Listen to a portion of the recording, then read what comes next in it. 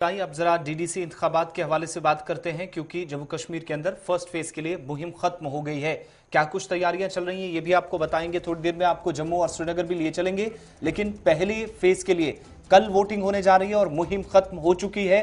पहले मरहले में 1400 से ज्यादा ऐसे उम्मीदवार हैं जो अपनी किस्मत दांव पर लगाएंगे। सुबह 7 बजे से वोटिंग का अमल शुरू होगा, दोपहर तक वोटिंग चलेगी, लेकिन कोविड प्रोटोकॉल का खास ख्याल रखा जाएगा। लेफ्टिनेंट गवर्नर इंतजामिया से इसका भी पूरा यकीन दिलाया गया है। इंतखाबी मुहिम जो लगातार जम्मू सूबे के अंदर और कश्मीर वादी के अंदर मुख्तलिफ ब्लॉक्स के अंदर, खासतौर से जहां कल पहले फेज के तहत वोटिंग होने जा रही है, इन कॉन्स्टिट्यूंसीज के अंदर तमाम तैयारियां इंतजामिया के बकौल चीफ इलेक्शन कमिश्नर या जो स्टेट इलेक्शन कमिश्नर है उनके बकौल तैयारियां भी मुकम्मल कर ली गई है और पोलिंग अमला जिन जिन पोलिंग स्टेशन पर पहुंचाया जाना था वो भी तमाम चीजें मुकम्मल कर ली गई हैं। पहले डीडीसी चुनाव जो है वो पहले मरहले की वोटिंग कल होनी है। 1475 कैंडिडेट्स मैदान के अंदर है पहले मरहले के अंदर, और वोटिंग सुबह 7 बजे से दोपहर 2 बजे तक होगी। सुबह 7 बजे से दोपहर 2 बजे तक होगी। और बहुत सारे लोगों की तरफ से कहा जा रहा है कि कश्मीर के अंदर और बालाई इलाकों के अंदर सुबह 7 बजे वोटिंग शुरू करना मुश्किल होगा, इसलिए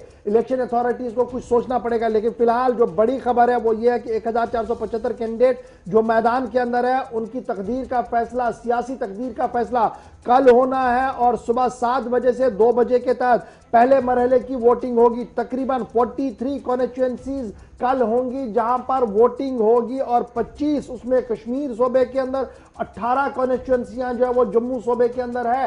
पहले मरहले के डीडीसी चुनाव कल होने जा रहे हैं। और आपको याद होगा ये डीडीसी चुनाव कब हो रहे हैं, जब 370-35 से खत्म हुआ है। और पहले मरहले पर ये बड़े चुनाव इतने बड़े पैमाने पर करवाए जा रहे हैं फेज वाइज मैनर में। और कल पहले मरहले के तहत जो है वो जम्मू के अंदर और श्रीनगर कश्मीर के अंदर, पर जम्मू के अंदर 18 और 25 जो है वो कश्मीर सूबे के अंदर कॉन्स्टिट्यूएंसीज के अंदर जो है वो चुनाव होना है। और 1475 कैंडिडेट जो वो मैदान के अंदर है। और लगातार कैंपेनिंग जो है कल पहले मरहले की तो इख्तिताम हुई है, लेकिन शबाब के साथ जम्मू और श्रीनगर के अंदर कैंपेनिंग को हम देख रहे हैं। जम्मू के अंदर Bharatiya Janata party, panthers party, अमनी party और दीगर पार्टियों की तरफ से छोटे बड़े जलसे जो जरूर किए जा रहे हैं।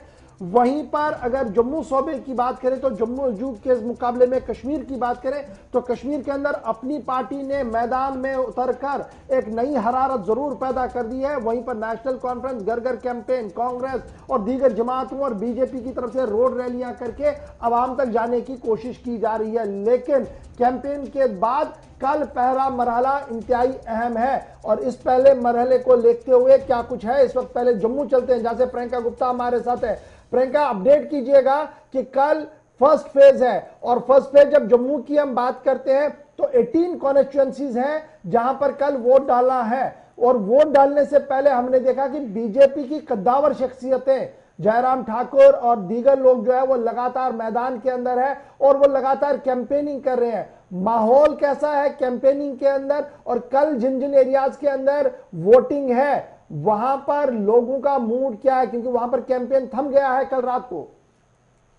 जी गौहर, मैं आपको बता दूं, जिस तरह से आपने बताया कि 1475 कैंडिडेट्स का कल किस्मत का फैसला होगा, जिसमें से जम्मू से 124 कैंडिडेट्स हैं डीडीसी के लिए और 18 कॉन्स्टिट्यूएंसी में ये वोटिंग होनी है। वहीं पर तैयारियों की आपने बात की, कैंपेनिंग की, क्योंकि फर्स्ट फेज के लिए कल शाम को ही कैंपेनिंग थम गई। वहीं पर बीजेपी की तरफ से एक विजन डॉक्यूमेंट जो है वो जारी किया गया, जिसमें उन्होंने ये वादा किया कि 70,000 जॉब्स जो हैं वो दी जाएंगी, अनएम्प्लॉयमेंट को दूर किया जाएगा, 100% रिजर्वेशन होगी। और वहीं पर बहुत सारे वादे उन्होंने किए। और साथ ही तैयारियों को लेकर बता दूं, जो जम्मू के फार फ्लंग एरियाज हैं जहां पर स्टाफ नहीं पहुंच सकता या सामान नहीं पहुंच सकता, वहां पर सामान को एयरलिफ्ट किया जाएगा। और वहीं पर बहुत सारी खास बातें भी इसमें सामने आई हैं। जो एज्ड और प्रेग्नेंट लेडीज हैं उनके लिए अलग से जो है पॉलिसी है कि अगर वो घर बैठे ही इन्फॉर्म कर सकते हैं, बाद में उनकी वोटिंग हो सकती है। हैंडीकैप्ड के लिए अलग से रैंप्स बनाए गए हैं पोलिंग स्टेशन के पास। वहीं पर कंटीजेंसी प्लान बनाए गए हैं कि अगर पोलिंग बूथ पर कोई प्रॉब्लम होती है तो उसे चेंज किया जा सकता है, अगर एलओसी पर शेलिंग होती है तो इलेक्शन को डेफर किया जा सकता है। और वहीं पर स्टेट इलेक्शन कमिश्नर के शर्मा ने वीडियो कॉन्फ्रेंसिंग के माध्यम से जब ऑफिसर से बात की तो उन्होंने ये दिशा निर्देश दिए कि जो कश्मीरी माइग्रेंट्स हैं जम्मू में और उधमपुर में, उनके लिए स्पेशल पोलिंग बूथ सेट करने के दिशा निर्देश उन्होंने जारी किए। वहीं पर लगातार कैंपेनिंग अपने अपने लेवल पर सारी पार्टीज कर रही हैं, लोगों तक पहुंचने की कोशिश की जा रही है और सब अलग अलग वादे लेके अलग अलग मुद्दों को लेकर जनता के बीच जा रहे हैं, उन्होंने कन्विंस करने की कोशिश कर रहे हैं। वहीं स्टेट इलेक्शन कमीशन ने आईजीपी से भी बात की और जिसमें पुख्ता सिक्योरिटी के जो इंतजाम है वो करने के भी दिशा निर्देश दिए। बहुत बहुत शुक्रिया प्रियंका गुप्ता हमारे साथ जम्मू से ज्वाइन करने के लिए और ये बताने के लिए कि कैंपेन किस तरीके का है और इलेक्शन अथॉरिटीज गियर अप हुई है। लेकिन कश्मीर सूबे की जहां तक हम बात करें तो बालाई इलाके, पहाड़ी इलाके हैं जहां पर कल पहले मरहले के तहत चुनाव करवाना है और मानाजर के एयरलिफ्ट किया गया है। वहां पर सभी पोलिंग स्टाफ को और कोविड-19 का पूरा ख्याल जो है वो रखा जाएगा। कल सुबह 7 बजे से दोपहर 2 बजे तक डीडीसी चुनाव के अंदर वोट डाले जा सकते हैं। बिल्कुल, फर्स्ट फेज में दूर दराज इलाकों को रखा गया है। इससे पहले हम श्रीनगर चले, के शर्मा को सुन लेते हैं जो कि इलेक्शन अथॉरिटीज के हेड हैं। क्या कुछ उनका कहना इंतजाम के हवाले से, फटाफट से साउंड बाइट आपको सुनाते हैं।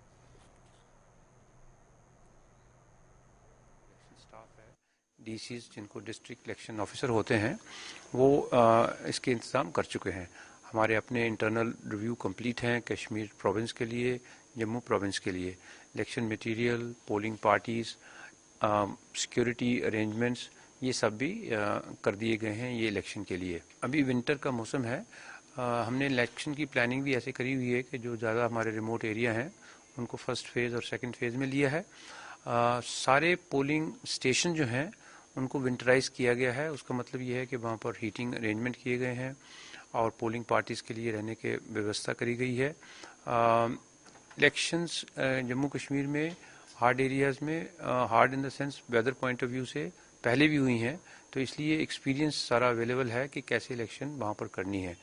नेसेसरी मटेरियल्स, फंडिंग, सपोर्ट जो भी है वो सारे डिस्ट्रिक्ट मजिस्ट्रेट्स को प्रोवाइड कर दी गई है और उन्होंने उसके लिए अरेंजमेंट किए हैं। बाकी हमारी जो अगर बाई चांस बर्फ़बारी होती है तो हमारी जो मैकेनिकल विंग है उसके पास जो पब्लिक वर्क्स डिपार्टमेंट का snow cutting machine, snow removal clearance machines वो सारी डिप्लॉय करी जा रही हैं और डिस्ट्रिक्ट हेडक्वार्टर्स में या जो कंसर्न लोकेशंस हैं वहाँ पर उसको रखेंगे।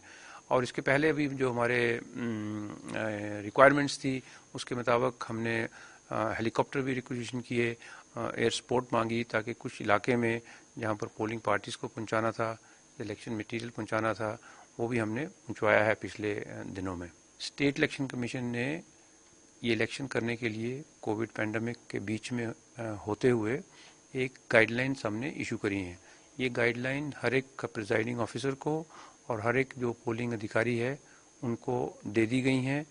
उनको इम्प्लीमेंट करने के लिए जम्मू कश्मीर गवर्नमेंट का हेल्थ डिपार्टमेंट पूरी तरह से इंगेज्ड है डिस्ट्रिक्ट इलेक्शन मशीनरी के साथ में। हर एक ज़िले में नोडल ऑफिसर लगे हुए हैं। एक इसमें जो गाइडलाइंस हैं वो कैंपेन में कैसे डील करना है उसको डील करती हैं और दूसरा जिस दिन इलेक्शन होगी उसको कैसे डील करना है वो भी करती हैं। इसके लिए जैसे मैंने ऑलरेडी बताया आपको कि पोलिंग स्टेशन में जो गाइडलाइन है वो उसके लिए मास्क की अवेलेबिलिटी, सैनिटाइजर्स की, हर एक पोलिंग स्टेशन में हमारे थर्मामीटर्स रहेंगे स्कैनिंग करने के लिए, टेम्परेचर के लिए। और गाइडलाइन जो हमने इशू करी हैं वो ये भी हैं कि जो कोई व्यक्ति अगर उसका टेम्परेचर ज़्यादा है तो उसको प्रिजाइडिंग ऑफिसर रिक्वेस्ट करेगा कि आप लास्ट फेज़ में आ जाएं 1 से लेके 2 बजे तक अपना वोट डालने के लिए। हर एक पोलिंग स्टेशन की जो टीम है उसको किट दिए गए हैं, पीपी किट्स दिए गए हैं और लास्ट आवर में डिपेंडिंग अपॉन कि अगर ऐसे कोई व्यक्ति आ रहे हैं जिनके टेम्परेचर ज़्यादा हैं और सस्पेक्ट हैं तो वो प्रिजाइडिंग पार्टीज जो हैं वो अपने पीपी किट पहन के उनके वोट लेने के इंतज़ाम किए गए हैं। बाकी इस बार हमने ये भी किया है कि जो कोविड से इफ़ेक्टेड लोग हॉस्पिटल्स में हैं या अपने घरों की आइसोलेशन में हैं क्योंकि वो कोविड पॉजिटिव हैं, उनके लिए स्पेशल अरेंजमेंट किए हैं कि वो अपना वोट घर से ही डाल सकते हैं। तो ये स्कीम इस बार पहली बार डिटेल में स्टेट इलेक्शन कमीशन हमने बनाई है और हमारी जो इलेक्शन मशीन के शर्मा बात कर रहे थे स्टेट इलेक्शन कमीशन की तरफ से तैयारियां। श्रीनगर आपको लिए चलते हैं, सैयद तजम्मुल हमारे साथ हैं। बहुत शुक्रिया सैयद तजम्मुल ज्वाइन करने के लिए। इलेक्शन कमीशन की तरफ से तैयारियां कर ली गई हैं, क्या इंतजामात रहेंगे और गाइडलाइंस या प्रोटोकॉल किस तरीके से फॉलो होगा उसका जिक्र के शर्मा कर रहे थे, लेकिन ग्राउंड पर क्या तैयारियां हैं, कैसी हलचल है और सिक्योरिटी की सूरत हाल उन इलाकों के अंदर जो ज्यादा हसास माने जाते हैं पोलिंग के हिसाब से?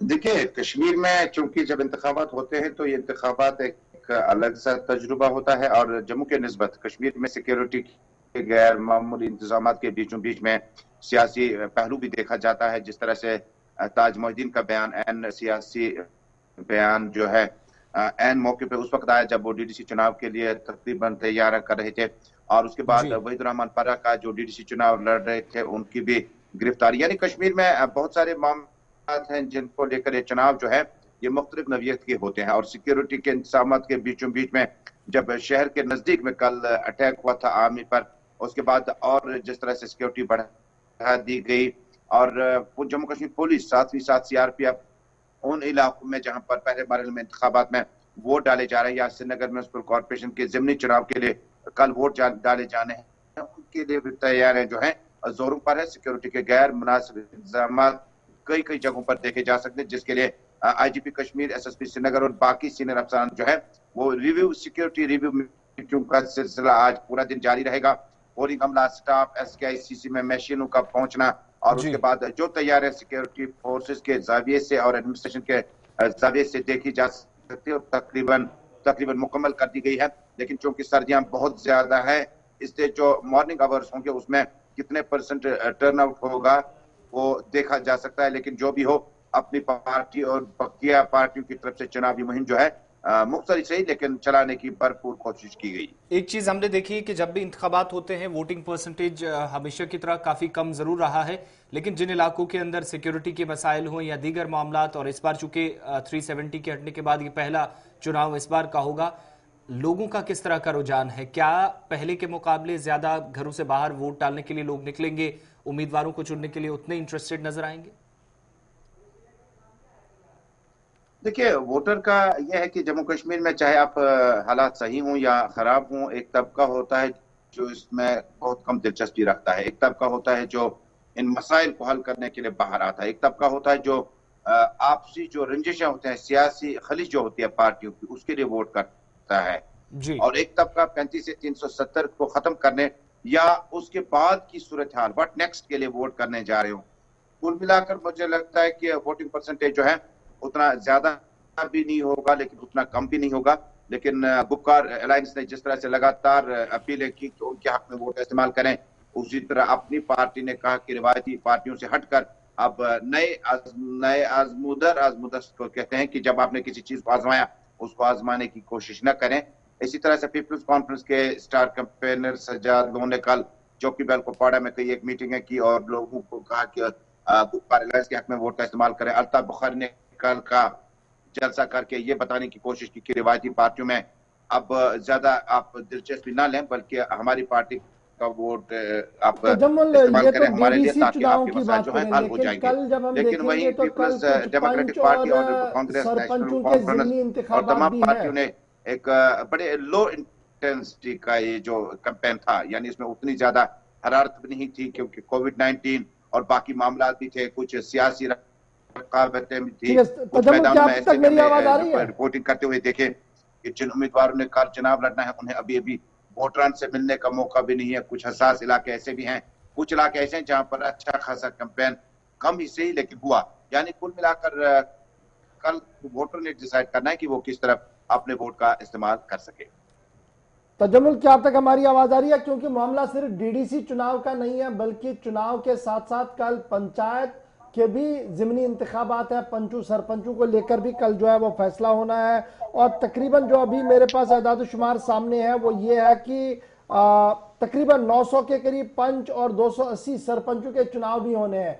तो ये पंचों सरपंचों को लेकर किस तरीके का माहौल है? क्या उसी तरीके का माहौल है जो हम डीडीसी के लिए देख रहे? चलिए, राब्ता कट गया है तो फिलहाल हम आपको नाजरीन को बताते चले, जहां हमने डीडीसी के हवाले से आपको अपडेट कर दिया, वहीं पर बाई इलेक्शन जो है वो तकरीबन 899 कैंडिडेट जो होंगे वो पंच सीट के लिए होंगे और 280 सरपंच सीटों पर भी कल जो है वो फैसला होना है। और कुल मिलाकर 2644 कैंडिडेट पोलिंग स्टेशन जो है वो बनाए गए हैं और कल पहले मरहले के तहत 7,03,620 वोटर अपने राय का इस्तेमाल करेंगे। राय दहिंदगान जो है वो कुल मिलाकर 7,03,620 राय दहिंदगान है जिन्हें कल अपने वोट का इस्तेमाल करना होगा और देखना होगा कि 7,03,620 में से कितने लोग कल वोट का इस्तेमाल कर पाएंगे, आजादाना तौर पर अपनी आरा का इस्तेमाल करेंगे। कि कल इम्तिहान जहां पीपल्स अलायंस का भी है वहीं पर उन सारी जमातों का भी है और उन सभी अफराद का है जो लगातार मैदान में आ रहे हैं। तो ये